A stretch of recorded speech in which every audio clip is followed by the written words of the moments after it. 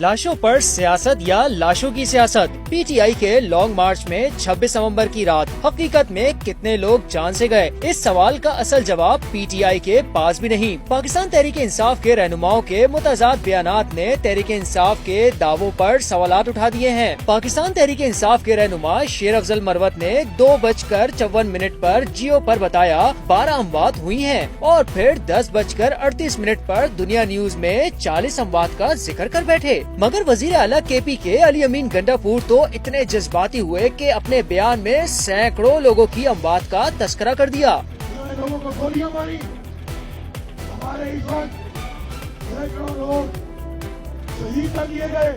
Secretary اطلاعات پاکستان تحریک انصاف شیخ وقاص اکرم خود ہی اطلاعات سے محروم نظر آئے اور اے آر وائی پر 8:06 پر 100 کارکنان کی اموات کے متعلق اطلاع دی۔ ابھی تک تو اطلاعات تھیں، پھر دعوے بھی شروع ہو گئے۔ جیو نیوز کے پروگرام کیپٹل ٹاک میں بات کرتے ہوئے لطیف کھوسا نے کہا کہ 26 نومبر کو احتجاج میں ہمارے 278 کارکن جاں بحق ہوئے اور 1900 کارکن زخمی بھی ہوئے۔ 278 لوگ انہوں نے سیدھے گولیاں مار کے شہید کیے، سینوں میں گولیاں۔ 278 شہید کیے گئے اور 1900 لوگ۔ اموات کی گنتی 12 سے شروع ہوئی اور تعداد بڑھتی رہی، لیکن لگتا ہے کسی نے پی ٹی آئی کے رہنما رؤوف حسن کو سچ سے آگاہ نہیں کیا تھا، اسی لیے 11:17 پر اے آر وائی سے بات کرتے ہوئے انہوں نے 27 اموات کی تصدیق کی۔ شاید رؤوف حسن کو اپنا پرانا دعویٰ یاد نہیں تھا، اس لیے جیو ٹی وی کے پروگرام کیپٹل ٹاک میں حامد میر سے بات کرتے ہوئے 16 کارکنان کو زندہ کر دیا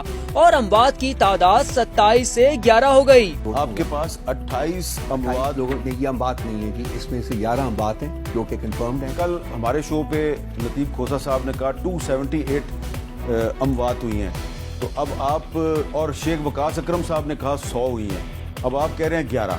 دیکھیں اس وقت میرے پاس جو کنفرمڈ سٹیٹس ہیں میں اس کی بیسس پر بات کروں گا، میں اسپیکولیٹو بات کروں گا۔ ابھی نمبروں کا تضاد چل ہی رہا تھا کہ پی ٹی آئی کے سیکرٹری جنرل سلمان اکرم راجہ نے 10:11 پر اے آر وائی پر 8 کارکنان کے جاں بحق ہونے کا بتایا۔ البتہ اس سے قبل ایک ویڈیو پیغام میں یہ 20 لوگوں کی اموات کا ذکر کر چکے تھے۔ کل اسلام آباد میں پی ٹی آئی کے سپورٹرز میں سے کم از کم 20 افراد شہید ہوئے۔ ہمارے پاس 8 کے مکمل قوائف موجود ہیں۔